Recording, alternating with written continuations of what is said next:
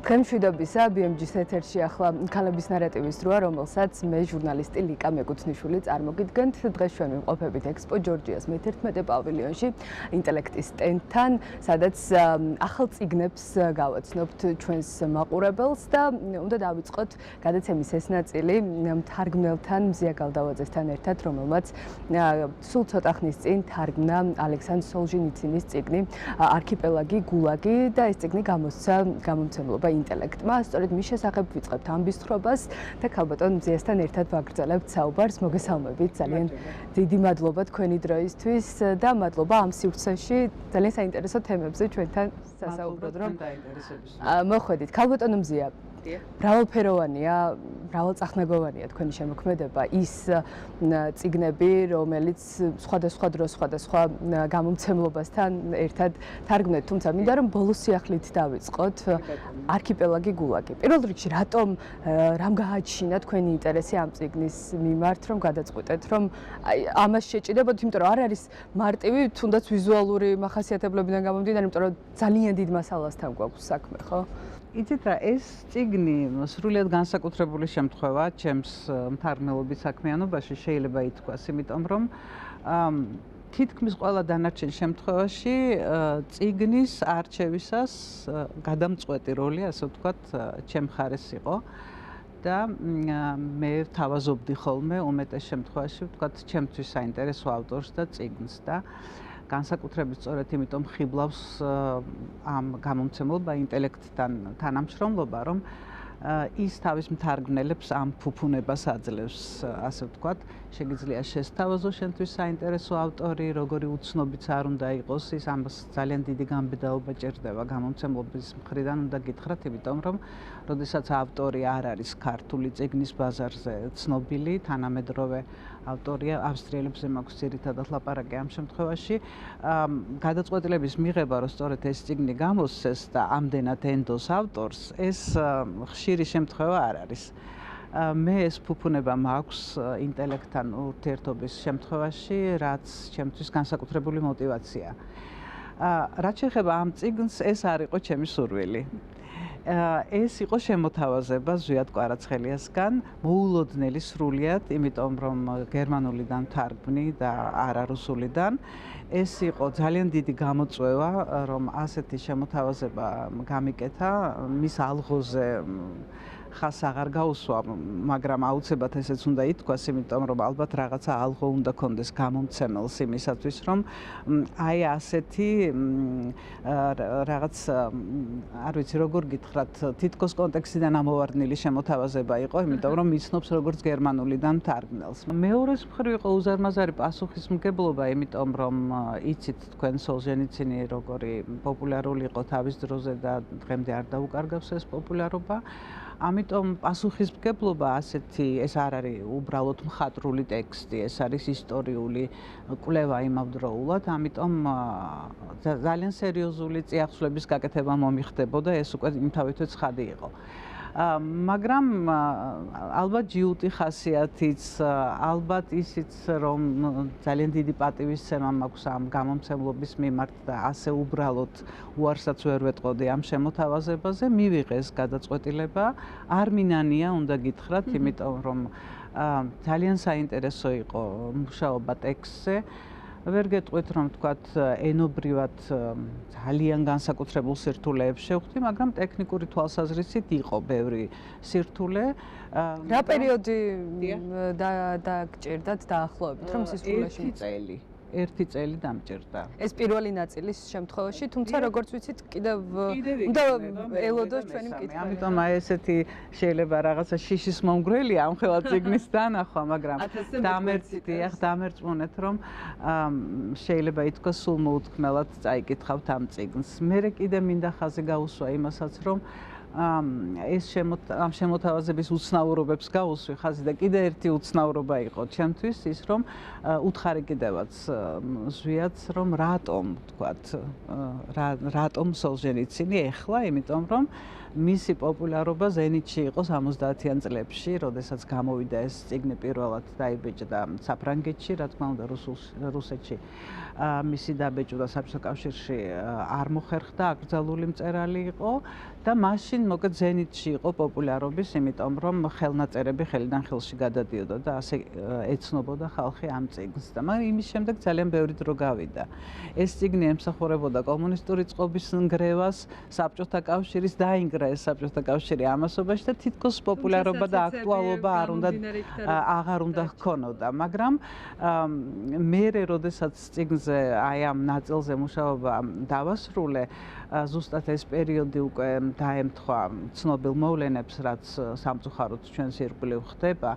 ჩვენს მეგობარ ქვეყნებში და ასე შემდეგ ზოგადად მთელ მსოფლიოში და მივხვდი, რომ ეს იყო რაღაცა საოცარი წინასწარ გათვლა, იმიტომ რომ ეხლა ვფიქრობ, რომ აქტუალობით არათუ ჩამოუვარდება სხვა წიგნებს, რომლებიც ეხლა გამოდიან და თანამედროვე მწერლები ქმნიან თანამედროვე პრობლემატიკიდან გამომდინარე, მე ვიტყოდი, რომ შეიძლება უფრო აქტუალურიც იყოს ვიდრე სხვა დანარჩენი და ვიდრე შეიძლება თავის დროს.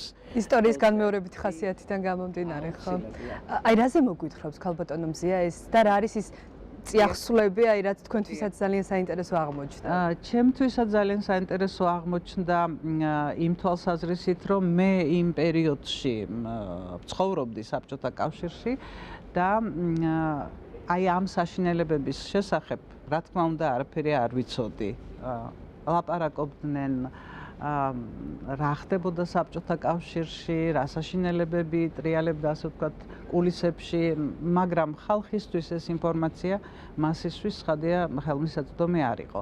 და აი ახლა ამ წიგნის კითხვის დროს, მასზე მუშაობის დროს, აი ეს გაცოცხლდა თითქოს ყველაფერი და ერთგვარი სინანურის გრძნობას მეუფლებოდა გზა და გზა, რომ გამოდის, რომ საშინელ ტყუილში ვცხოვრობდი, იმიტომ რომ თურმე ეს იყო ის სინამდვილე რეალურად, რომელშიც ცხოვრება მიწევდა და მე ამ საშინელებებზე, ასე ვთქვათ, არც ცდომა მქონდა და დიდად წარმოდგენაც არა უნდა გამოვტყდე. ამიტომ ხო, ეს არის პრაქტიკულად საბჭოთა საკონცენტრაციო ბანაკების ისტორია. და ავტორმა თავის თავზე გამოსცადა ეს საშინელებები და არ არის უბრალოდ თქვათ მხატვრული გადმოცემა მისი შთაბეჭდილებების და მისი ცხოვრებისეული გამოცდილების, აქ არის უზარმაზარი კვლევა საარქივო მასალების, ასე რომ ვისაც აინტერესებს სინამდვილეში რას წარმოადგენდა საბჭოთა კავშირი და რამდენად საშიშია ღმერთმა არაქნას იმ რეალობასთან არათუ დაბრუნება, არამედ მიახლოებაც კი, რაც მაშინ სუფევდა ამ უზარმაზარ ქვეყანაში, აი ეს წიგნი უნდა წაიკითხოს და ცხადად დაინახავს, რომ ეს იყო სულ ახლო წარსულში, იმიტომ რომ ისტორიისთვის ეს წლები რაღაც 50 და 70 წელი არაფერს არ წარმოადგენს, ძალიან მოკლე პერიოდია. ეს ნიშნავს, რომ პრაქტიკულად გუშინდელი დღეა აღწერილი ამ წიგნში ის რაც ხდებოდა საბჭოთა კავშირში, მოკლედ გულაგში, ეგრეთ წოდებულში, ეს იყო საკონცენტრაციო ბანაკები პრაქტიკულად. და ყველაზე უცნაური ის არის, რომ მთელი ჩემი ბავშვობა, სკოლის პერიოდი, ინსტიტუტში სწავლის პერიოდი სულ იყო, ვთქვათ, ხაზგასმა და საბჭოთა პროპაგანდა ძირითადად ამას აკეთებდა თავისი ლიტერატურითაც და კინოთიც, რომ ხაზგასმა ხდებოდა იმ საშინელებების, რაც ფაშისტურ გერმანიას უკავშირდებოდა, რომელიც ძლია საბჭოთა კავშირმა და მოკეთ ეს გამარჯვება და ბედნიერება და თავისუფლება მოგვიტანა. ვითომ და სწორედ მეორე მსოფლიო ომის შემდეგ, აი იმ გერმანულ საკონცენტრაციო ბანაკებზე 100-ჯერ უფრო საშინელება ტრიალებდა ამავე ქვეყანაში.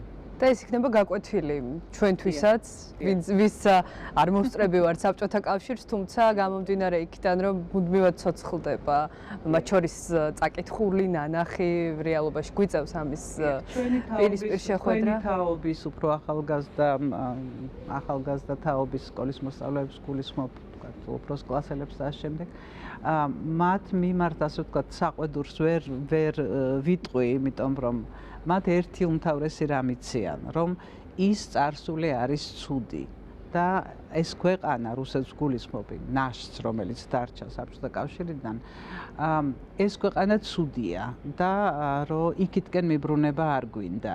ეს იციან, მაგრამ ამ წიგნით ასეთი ლიტერატურის გაცნობით ისინი მიხვდებიან რომ ის ცუდი რამდენად ცუდია და რა საშინელება, ასე რომ ურჩევდი ყველა თაობის წარმომადგენელს, მათ შორის ჩემი თაობის წარმომადგენლებსაც მე თვითონაც ვგვიწეღან, რომ ვერ დავიკვეხნი, რომ იმ დროს, როდესაც ეს წიგნი იწერებოდა, როდესაც ეს საშინელებები ტრიალებდა იმ ქვეყანაში, მე რაღაც წარმოდგენა მქონდა ამაზე, ვერ დავიკვეხნი ნამდვილად, იმიტომ რომ რეალობა ასეთი იყო, არ მიგვიწვდებოდა ხელი ამ ინფორმაციებზე, შესაბამისად ეს ყველაფერი არ ვიცოდით, ამიტომ ჩემთვისაც აქ ძალიან ბევრი რამე სრულიად ახალია და აღმოჩენის ტოლფასია, სამწუხარო, საშინელი აღმოჩენები. კი ბატონო, მეორე ნაწილზე თუ დაიწყეთ უკვე მუშაობა და რა პერიოდს უყურებს დაახლოებით? იცით რა, შეიძლება ითქვას, აი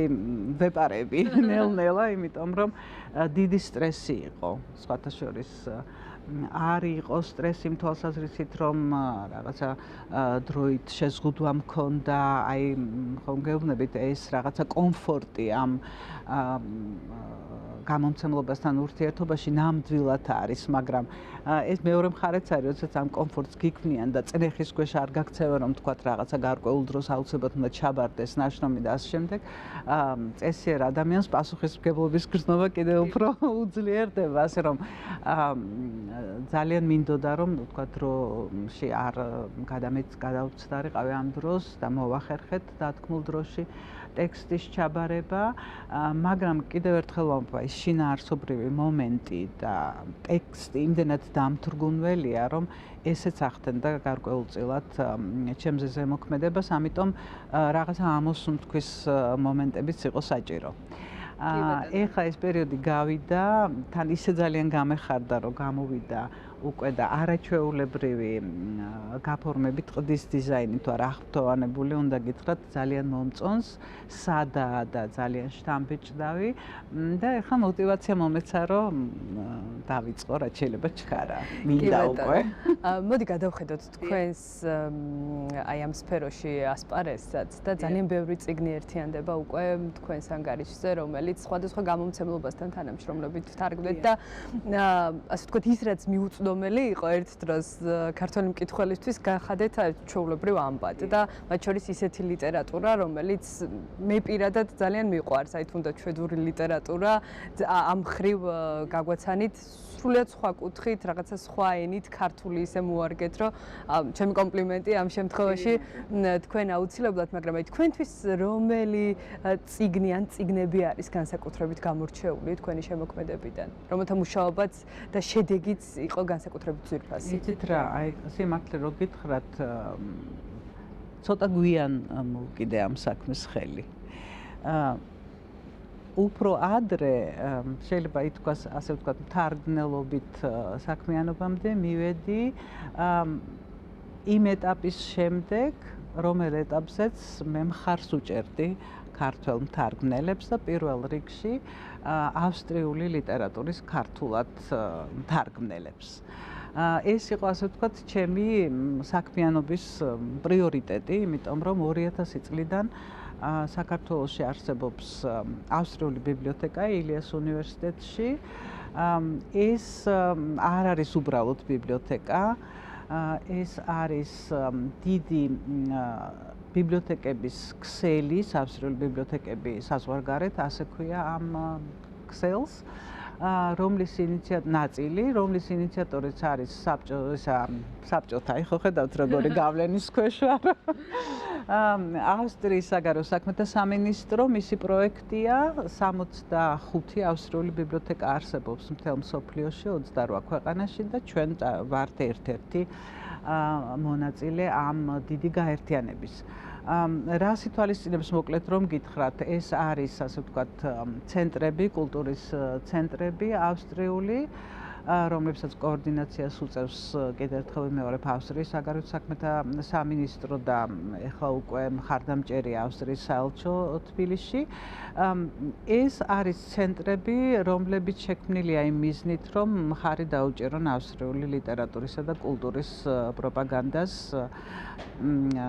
ისეთ ქვეყნებში, თავიდან დაგეგმილი იყო მხოლოდ აღმოსავლეთ ევროპის ქვეყნები, მაგრამ ახლა უფრო შორს წავიდა, გაფართოვდა ეს ქსელი, ისრაელშიც არის ერთი ასეთი ბიბლიოთეკა და გამომდინარე, ასე ვთქვათ, იმ მიზნისგან, რომელზეც ახლა თქვი კიდეც, ჩემი, ასე ვთქვათ, უპირველესი მოვალეობა, როგორც ამ ცენტრის ხელმძღვანელის, იყო ის, რომ მაქსიმალურად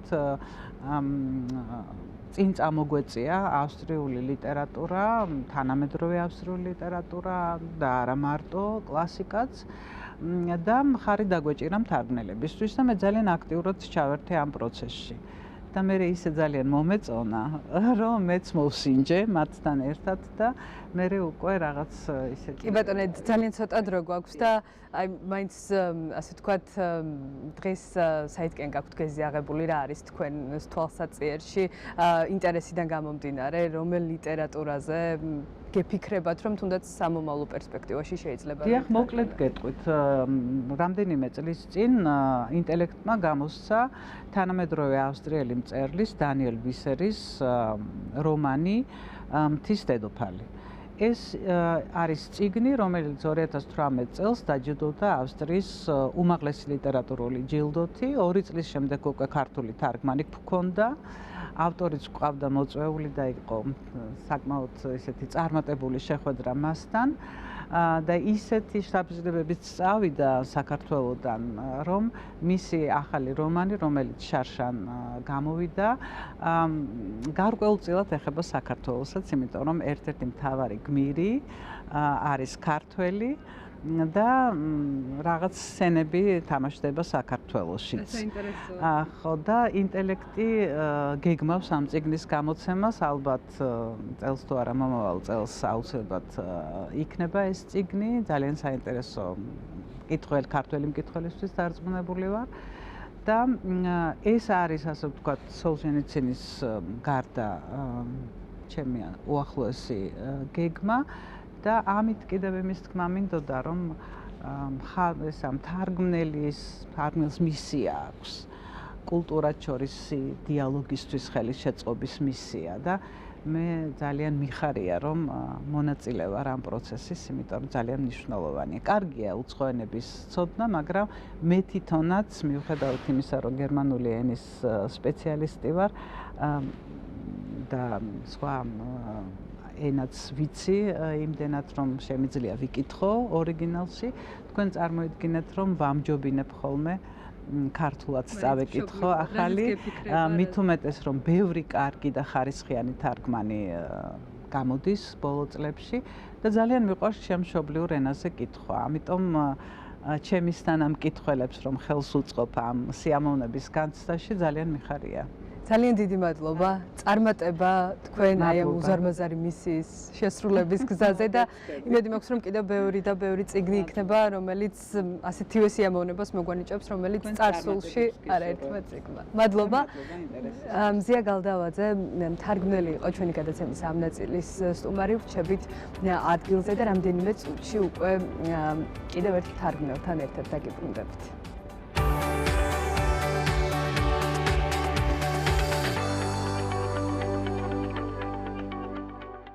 დავბრუნდით პირდაპირ ეთერში და გადაცემის ამ ნაწილში კვლავაც და უცვლელად ისევ ინტელექტის სტენდიდან ვაგრძელებთ საუბარს ლიტერატურაზე და ამჯერად მთარგმნელი მაია ფანჯიკიძე არის ჩვენი გადაცემის სტუმარი, რომელიც მოგვიყვება ნინო ხარეტიშვილის ახალ წიგნზე, რომელიც სწორედ მისი თარგმანით გამოსცა გამომცემლობა ინტელექტმა. მოგესალმებით ქალბატონო. მაია, ძალიან დიდი მადლობა თქვენი დროისთვის და მადლობა იმისთვის, რომ მყისიერად ესე იგი გვაცნობთ ჩვენთვის ძალიან საყვარელ მწერალს ქართველების ბავშვისთვის მის ახალ ნაშრომებს და ამ შემთხვევაში დავიწყოთ ლომგულებით, რომელიც სულ ბოლო გამოვიდა. ძალიან საინტერესო არის, იმიტომ რომ ჯერჯერ გამოსვლამდეც საუბრობდნენ, რომ ეს იქნებოდა ნინო ხარატიშვილის პირველი წიგნი საბავშვო და აი ამ თვალსაზრისით იქნებოდა რაღაცა სიახლე ქართველი მკითხველისთვის. თუმცა როგორც აღმოჩნდა, მთლად საბავშვოსთანაც არ გვაქვს საქმე, ხო? აი გაგვაცანით ეს წიგნი და თქვენი ინტერესით რამ განაპირობა მისდა? მეც მეგონა რომ ეს იყო ნამდვილი საბავშვო წიგნი, ანუ პატარა ბავშვებისთვის, მაგრამ როდესაც წავიკითხე აღმოჩნდა რომ ასე არ არის. რა თქმა უნდა, მაინც საბავშვო წიგნია, არის ილუსტრირებული, ძალიან ლამაზი ილუსტრაციებია. ნინოს წიგნების ილუსტრაციას ყოველთვის აკეთებს ერთი და იგივე მხატვარი, ეს არის იულია ნოვიკოვა, მისია ესეც და გადმოღებულია ქართულ თარგმანში.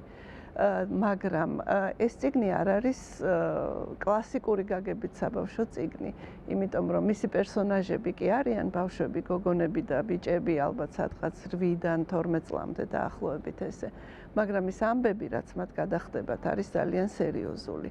და ნინოს ოსტატობა სწორედ იმაში გამოიხატება, რომ ეს სერიოზული თემები, როგორიც არის მაგალითად ადამიანის უფლებები, ამ შემთხვევაში ბავშვების უფლებები, როგორიც არის მაგალითად ადრეული ქორწინება ბავშვებში, ანდალტოლვილობა და ასეთი თემები არის ისეთი ენით გადმოცემული, რომ მას იოლად გაიგებს ბავშვიც და დააფიქრებს იმაზე, რა პრობლემები შეიძლება ქონდეთ მის თანატოლებს სხვა ქვეყნებში, რა პრობლემები აქვთ მათ თვითონ თავიანთ ქვეყანაში და ასე შემდეგ.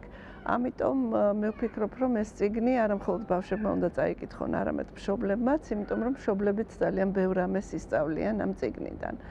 და მე თავიდან როგორც გითხარით, მეგონა რომ ეს იქნებოდა კლასიკური გაგებით საბავშვო წიგნი, ძალიან დამაინტერესა ამის გამო.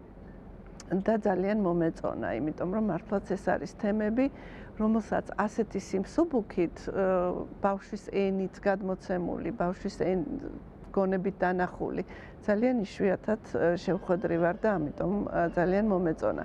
და საინტერესო ის არის, რომ ალბათ თქვენ იცით, რომ ნინო პროფესიით არის რეჟისორი და დრამატურგიც და ამ წიგნსაც ეთყობა ეს დრამატურგიული აგებულება, ეს რაღაცა თითქოს არის პიესაც, ამავე დროს, არა მხოლოდ საკითხავი წიგნი, არამედ წიგნი, რომელიც შეიძლება ძალიან კარგად დაიდგა სცენაზე. და ნიშანდობლივია ალბათ, რომ ამ ნამუშევრით მან მონაწილეობა მიიღო საბავშვო პიესების ფესტივალში, რომელიც გაიმართა გერმანიაში, ქალაქ მულჰაიმში, ეს ცნობილი ფესტივალია და ამ ფესტივალის მთავარი პრიზი დაიმსახურა სწორედ ამ წიგნისთვის. ეს წიგნი 2021 წელს არის დაწერილი, ჩვენ ცოტა დაგვაგვიანდა მისი გამოცემა, მაგრამ წიგნად გამოცემა გერმანიაშიც შედარებით მერე იყო, ამიტომ ისეთი ძალიან დაგვიანებულიც არ არის. ჩვენ ვცდილობთ, რომ ნინოს წიგნები მაშინვე ითარგმნოს ქართულად, როგორც კი იწერება და ვთქვათ, უკმარი სინათლის შემთხვევაში ეს მოვახერხეთ, რომ იმავე წელს გამოსულიყო. ვისაუბრებთ აუცილებლად ამაზეც. მინდა რომ ამ შემთხვევაში ამოვწუროთ ლომგულების თემა, თქვენთვის რამდენად რთული იყო ენის სპეციფიკიდან გამომდინარე, ტექსტიდან გამომდინარე, მასთან შეჭედება დაახლოებით რა დრო იყო ამისთვის საკმარისი, რომ სისრულეში მოგეყვანეთ ეს ყველაფერი? იცით რა, წიგნი საკმაოდ დიდია, მაგრამ ილუსტრაციების ხარჯზე ტექსტი დაახლოებით ნახევარია ამ წიგნისა. სადღაც 2-3 თვის სამუშაო იყო. არ იყო მე ასე ვთქვათ, თუ შეიძლება ასეთი რამე ითქვას, გასაღები მაქვს ნაპოვნი ნინოს ენისთვის. და აქედან გამომდინარე, მე ნინოს თარგმნა აღარ მიჭირს, იმიტომ რომ ეს არის მესამე, რაც მე მისი ვთარგმნე, ერთი იყო პიესა შუაში, რომელიც წიგნად არ გამოსულა. პენთესილეა ასეთი პიესა, რომელიც დაიდგა ბერლინში, დოიჩეს თეატრში, ძალიან ცნობილ თეატრში. და ეს პიესა ითამაშეს იქ ქართულ-გერმანულად. ქართველი მსახიობები მონაწილეობდნენ და ქართველი მსახიობები თავიანთ როლს ასრულებდნენ ქართულად და გერმანელი მსახიობები თავიანთ როლს გერმანულად. და ორივე ენაზე მიდიოდა ტიტრები და შესაბამისად მაყურებლისთვის იოლი გასაგები იყო. მთლიანი პიესა, მაგრამ ის წიგნად არ გამოსულა, მაგრამ ჩემთვის ის ასევე იყო ნინოს ენასთან პირველი შეჭიდება? მეორე შეჭიდება, და ასე ვთქვათ ამ გასაღების ძებნაში ეს პიესა ძალიან დამეხმარა.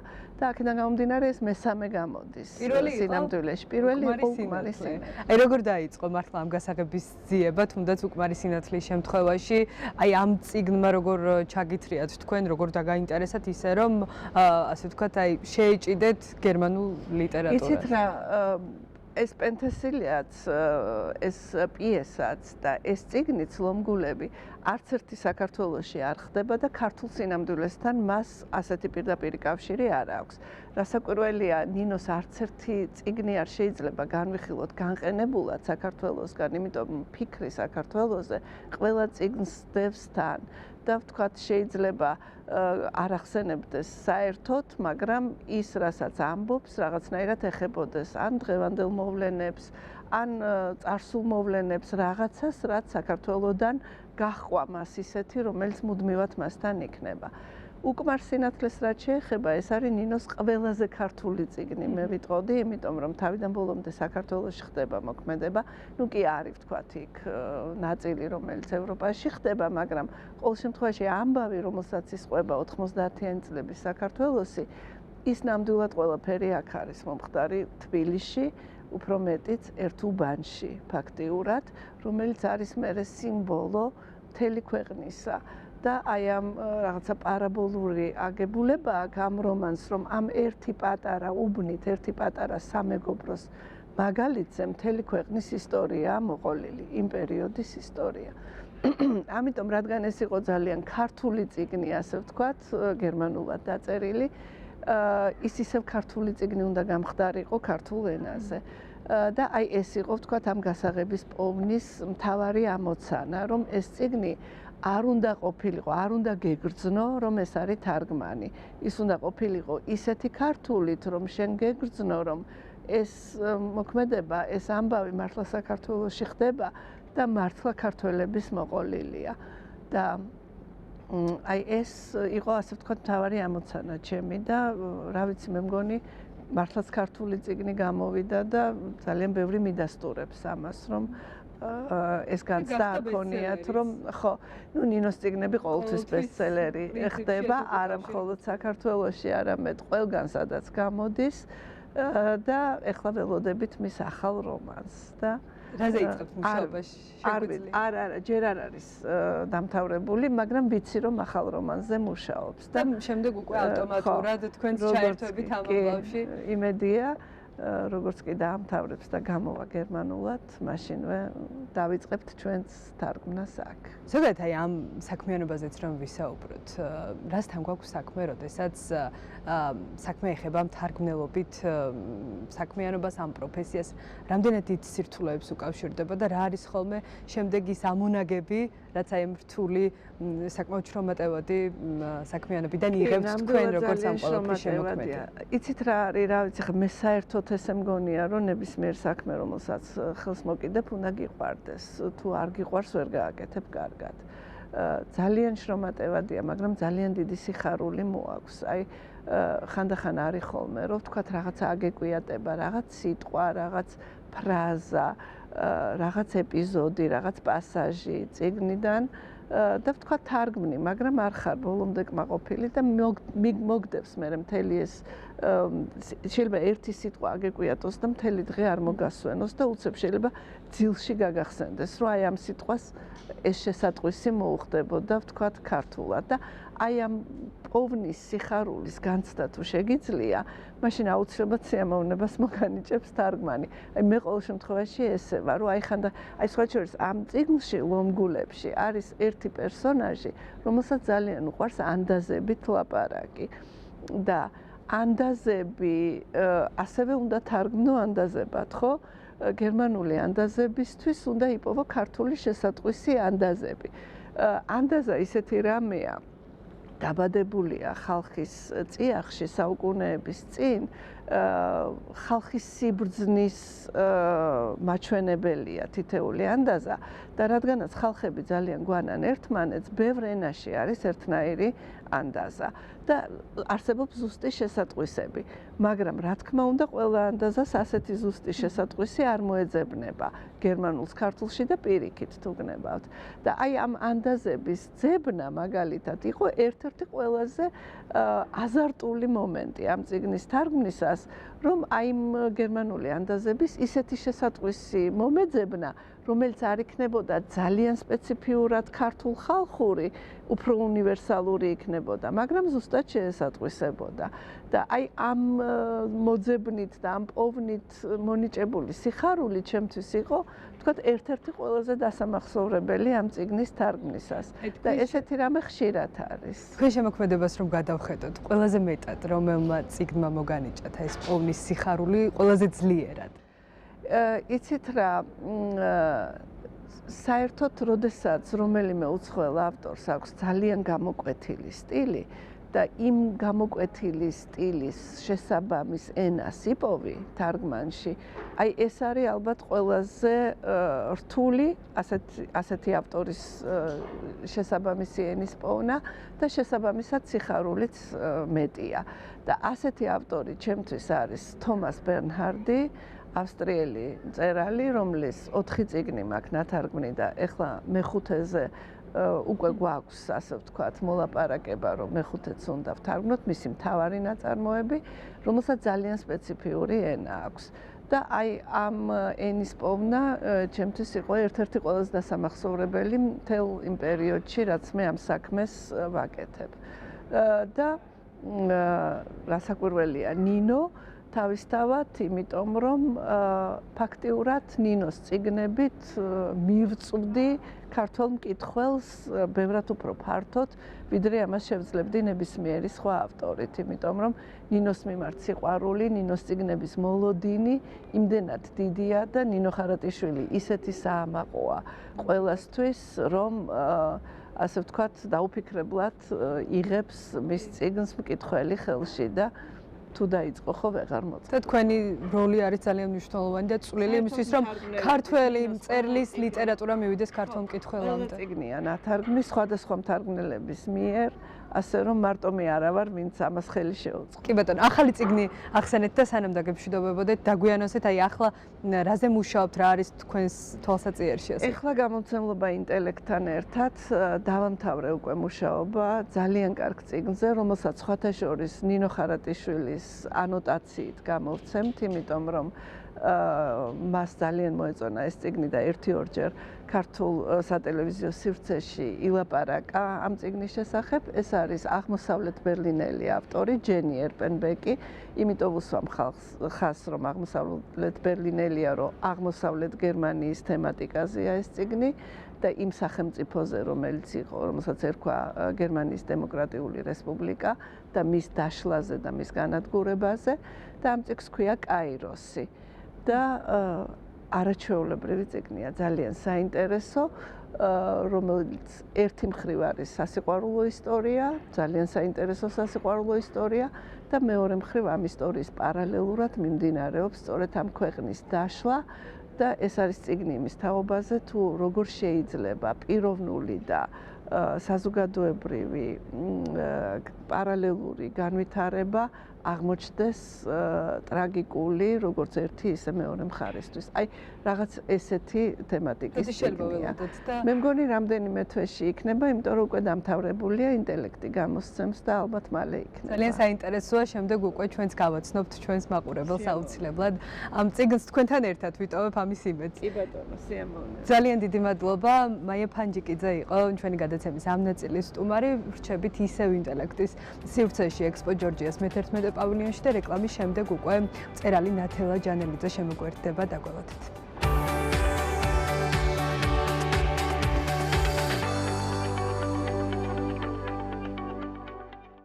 დავბრუნდით პირდაპირ ეთერში და როგორც დაგიანონსეთ, მწერალი ნათელა ჯანელიძე არის ჩვენი გადაცემის ამ ნაწილის სტუმარი, რომელმაც სულ ცოტა ხნის წინ აი ასეთი ახალი წიგნი წარუდგინა ჩვენს მკითხველს, საზოგადოებას, პირანიები ლექსების კრებული, რომელზეც ვისაუბრებთ ახლა მის ავტორთან ერთად უფრო ცლად და დეტალურად მიმოვიხილავთ თუ რა პირანიებზე გვიყვება ეს წიგნი და რა ისტორიებია მასში გადმოცემული. ნათელა, ძალიან დიდი მადლობა თქვენი დროისთვის, მადლობა სტუმრობისთვის და მადლობა იმისთვის, რომ ძალიან საინტერესო ამბები გააერთიანეთ, თავი მოუყარეთ, ასე ვთქვათ, ერთ წიგნად, რომელიც არწმუნებული ვარ იქნება ძალიან საინტერესო ჩვენი მკითხველისთვის, მაგრამ მანამდე უნდა გაგვაცნოთ ეს წიგნი უკეთ რა არის აქ თავმოყრილი, რაზე გვიყვება პირანიები. პირანიები არის ალუზიური სახელი, პირდაპირ რა თქმა უნდა არ იგულისხმება, რომ აქ პირანიებზე იქნება ლაპარაკი.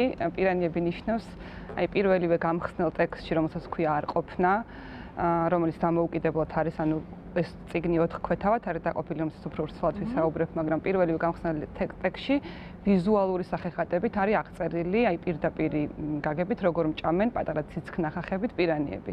ეს პირანიები სინამდვილეში ადამიანური გამოცდილებების სხვადასხვა ასპექტს ეხება, ანუ რა გამოცდილება, რა გავლენას ახდენს ჩვენზე, ანუ პიროვნებაზე შინაგანად რა პერიპეტები ახლავს თითოეულ გრძნობასა თუ ცხოვრებისეულ გამოცდილებას ქალისთვის და ზოგადად ადამიანისთვის. ჩემთვის ეს პირველი სადებიუტო კრებულია და ამიტომ რომ თქვა რომ ანუ ეს დავჯექით ამ დებიუტზე მუშაობა დავიწყეს, ესე არ ყოფილა. ანუ მე ვწერდი ხოლმე სოციალურ ქსელში რაღაცა სტატუსების სახის რაღაც ისეთი ინტიმურ ღია წერილებს, რომელზეც თქვა დიდად შეიძლება ღიად არ საუბრობენ და ამაზე კრიტიკაც მქონდა ხოლმე ახლობლებისგან, რომ ნათელა ნუ აზიარებ ამდენ პირადი ცხოვრება ნუ გამოგაქვს, მაგრამ ჰყავდა თავისი მკითხველი, რომელსაც ძალიან მოწონდა ხოლმე პირადშიც მწერდნენ, რომ აი თქვენი ტექსტები დამეხმარა რა ქვია რაღაც ცხოვრებისეული კრიტიკული პერიოდების დაძლევაში და ასე შემდეგ და ასე შემდეგ, რაც რა თქმა უნდა სასიამოვნო იყო და მე უკვე როცა ანუ მე თვითონ პოეზიას არ ვკითხულობ, სასაცილო ეს არის, ანუ მე პროზა ძალიან მიყვარდა, ყოველთვის ვიყავი მკითხველი, ასე ვთქვათ, მაგრამ არასდროს წამიკითხავს ლექსები, გარდა ბავშვობაში აი გალაქტიონისა და მე უკვე აღმოვაჩინე, რომ აი ლელა კურტანიძე იყო პირველი ავტორი, რომელიც გავიცანი როგორც ქალი ავტორი, რომელიც წერდა თავის საკუთარ პირად გამოცდილებებს. და აღმოვაჩინე, რომ არსებობს ესეთი ვერსიფიკაციის გარდა, რომელიც ვერსიფიკაცია, ანუ რითმიანი პოეზია არის უფრო ესეთი არქიტექტონიკა აქვს, მკაცრი, რომელშიც თუ რაღაც განსაკუთრებული ნიჭი არ გაქვს, ვერ შეხვალ, მაგრამ ასევე თავისუფალი ლექსი და შეგიძლია უკვე თავისუფლად ილაპარაკო შენს გრძნობებზე, შენს გამოცდილებებზე და თან ისეთ რაღაცებზე ლაპარაკობ ამ დროს, როცა მკითხველი თვითრეფლექსიასაც ახდენს. ანუ ეს არ არის მხოლოდ შენი, ანუ ადამიანები გვანან ერთმანეთს, მიუხედავად იმისა, რომ ყველას გამოცდილება არის, რა თქმა უნდა, ინდივიდუალური და ინდივიდუალურ გამოცდილებას პატივისცემ, ყველას თავისი აქვს. მაინც ან ძირითადი შტრიხები ადამიანებს ერთმანეთს გვანან და ერთმანეთს ვკითხულობთ, ასე ვთქვათ, ან ჩემი ტექსტები არ არის მხოლოდ ჩემი გამოცდილება, ეს არის რაღაცა ზოგადი ადამიანური გამოცდილებების ფართო სპექტრი, რომელიც ამ კრებულში არის განხილული. თვითონ კრებული აი რის თქმა მინდა ახლა კიდე ლექსებს ადამიანები კითხულობენ ეს ცალკე აღებულად და აი პოეზია არ იკითხება როგორც წიგნი სამწუხაროდ. და რაც მე თქვათ აი კითხვა დავიწყე, აი რატი ამაღლობელს აქვს მაგალითად ერთ-ერთი ბოლო კრებული წელიწადის დროები, რომელიც არის რაღაცა კონცეფციით შედგენილი და თითოეულ დროს თითოეული გრძნობა შეესაბამება 4 ნაწილად არის დაყოფილი. და ერთიანი გააზრება არის საჭირო. და ერთიანი გააზრება არის საჭირო და ერთიანი რაღაცა ღერძი არსებობს, რომელიც გარშემო უკვე შენდება თქვათ ეს რაღაც ტექსტები. ჩემს კრებულშიც 4 ნაწილი არის, ანუ ეს პირანიების არსებობს სხვა პირანიის ჯიში, პირანიას ზოგადად მტკნარი წყლის ცხოველი და თევზი არის და არსებობს სხვა ჯიშები და არსებობს საკმაოდ მრავალფეროვანი ჯიშები, რომელსაც თქვათ პირანიის ჯიშებს გრძნობების სახეობები შეუსაბამე. ამასობაში გამოგიკვლევიათ? კი, პირანიები გამოვიკვლიე საკმაოდ კარგად და კრებულის კონცეფციის შედგენაში კარგად დამეხმარან. პირველი ტექსტები არის მარტოობის და განდგომის ტექსტები, რომელსაც შეესაბამება შავი პირანიის ჯიში და ეს შავი პირანია არის ერთადერთი პირანიის ჯიში, რაც საინტერესო, რომელიც მარტო ნადირობს. და აქ არის უფრო ესეთი დეპრესიის და საკმაოდ ესეთი მძიმე პერიოდის ტექსტები, რომელიც სამწუხაროდ ხშირად აი სიკვდილზე და ასე შემდეგ მიწერია. სიკვდილზე ცალკე ლექსები მაქვს, ცალკე აი რაღაცა არაკლებულს შესulis, რომელიც აი თითქოს სიკვდილის განცდას გრძნობდი სხეულით. და მან უფრო ტექსტები არის თავმოყრილი. შემდეგი ხო, ანუ ფაქტობრივად ცხოვრების რაღაცა ყველა ფაზას მოიცავს, ხო? კი, აი ფაზებად არის ზუსტად დაყოფილი, სწორედ მივხვდით. შემდეგი არის ქარიკლაპია პირანია. ქარიკლაპია პირანია არის ჯგუფურად ნადირობს და ურთიერთობები და აი რაღაც ოჯახური მნიშვნელობები მისთვის ამნიშვნელოვანი თემა და ამიტომ აქ მოვაქციე. მაინც ისიც იკბინება და ამიტომ ტკივილიანი სიყვარულის ტექსტები მოვაქციე. სიყვარულთან ლაპარაკის დროს არ ვარ შეზღუდული. ან მე ძალიან პირდაპირ და ძალიან ხმამაღლა შემიძლია ისეთ რაღაცებზე ლაპარაკი, რაც შეიძლება პოეზიაში მოგერიდოს, ან ლამაზად თქვა, ან რაღაც ხოტბაში ასხა რაღაც გზამ. არა, ანუ აქ არის რაღაც ესეთი ძალიან პირდაპირ ნაჯახივით და ზოგიერთი ტექსტი არის საკმაოდ თვითირონიულიც მინდა აღვნიშნო, ანუ თან დავცინი ამ მდგომარეობას, მანდა მაინც რაღაც დრამაში და პოეზიაში არ ვარ.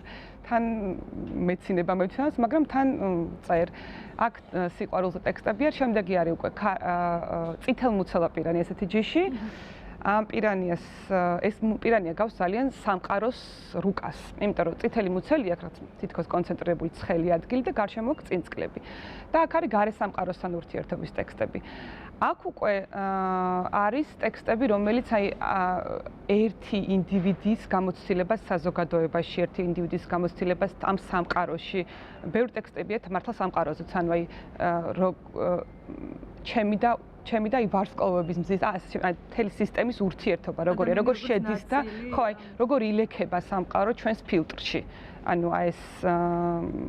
ეს გამოცდილება არის აქ აღწერილი სხვადასხვანაირად და მგონია რომ ეს ერთ-ერთი ყველაზე საინტერესო ნაწილი არის კრებულის თუ მიაღწევს წითელმუცელა პირანია დარჩება.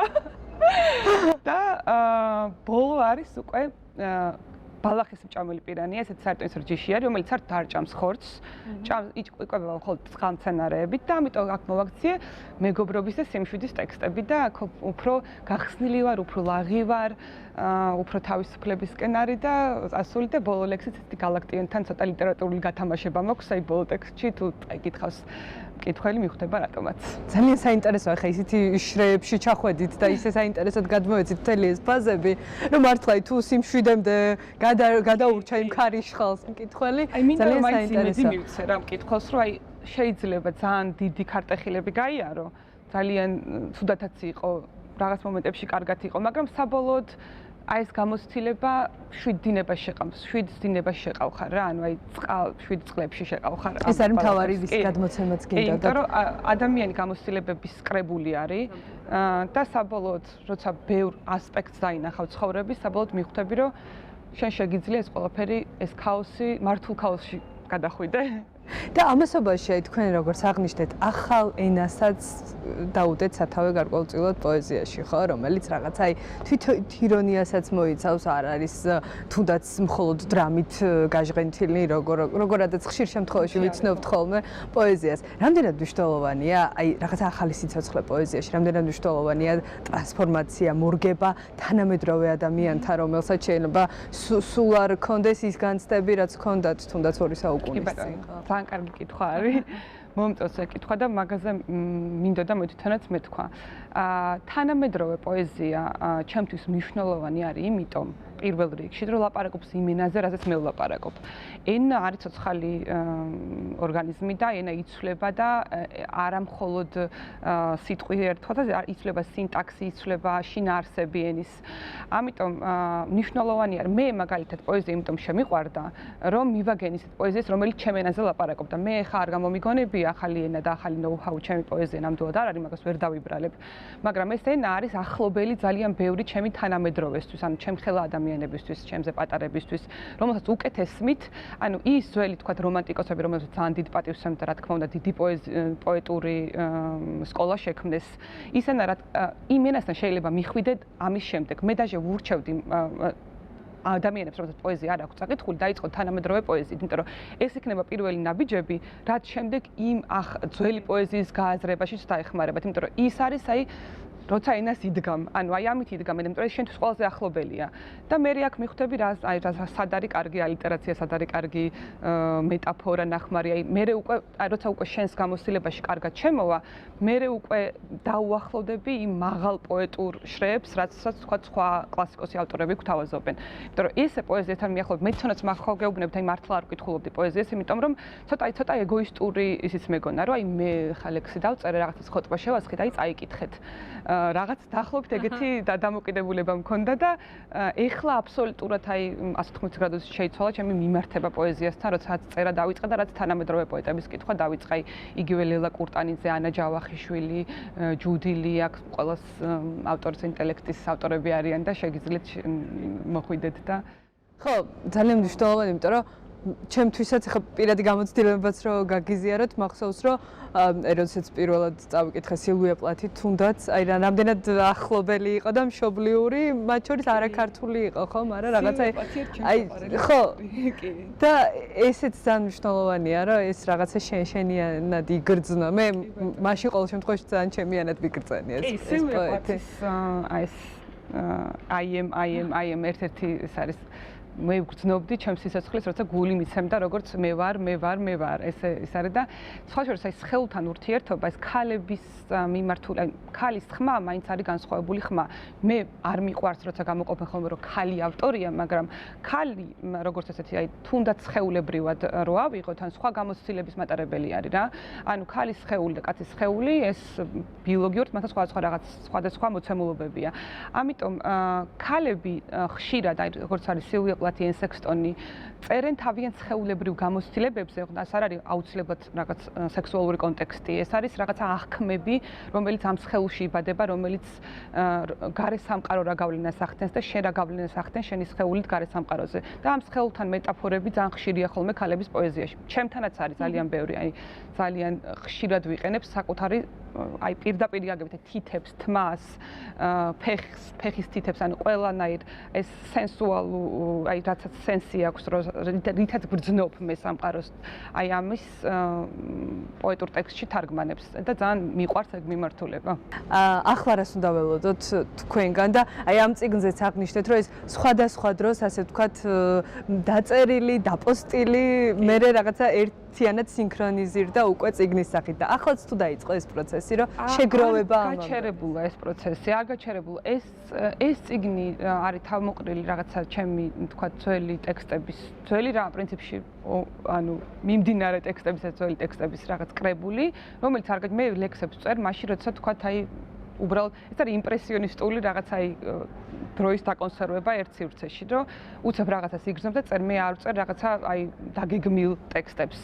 ძალიან ინტიმურ და ძალიან იმწამის პროცესია. ამიტომ როცა მეწერინება, ეხლაც წერ და ალბათ შემდეგ თუმცა ჩემი ხმა ვგრძნობდა ძალიან მიხარია რომ შეიცვალა. ეს პერიოდი რაღაც დამთავრდა და სხვა პერიოდში გადავედი, სხვა ხმა მაქვს, სხვა უფრო სიმშვიდის და გააზრების ეტაპი მაქვს ცხოვრებაშიც და შესაბამისად ტექსტებშიც აისახა. არ ვიცი, იმედია კითხველი ეყოლება ამ ტექსტებს, ცოტა პოეზიას ნაკლებად ყავს ხოლმე მკითხველი, ძალიან მინდა რომ ყავდეს. იმედია მეც ვიქნები გარკვეული პატარა ხიდი ამისთვის და ნახოთ. პოეზიასთან დაკავშირების ხელახალი, ასე ვთქვათ, აღმოჩენის. ძალიან დიდი მადლობა ნათელა, წარმატება თქვენს აი ამ საქმიანობაში და შემდეგ უკვე ახალ წიგნსაც გავაცნობთ აუცილებლად ერთად ჩვენს მაყურებელს. ვიტოვებ ამის იმედს. ნათელა ჯანელიძე მწერალი იყო ჩვენი გადაცემის სტუმარი, ასეთი იყო დღევანდელი ქალების ნარატივი ექსპო ჯორჯიედან. მე ხვალამდე გემშვიდობებით დროებით.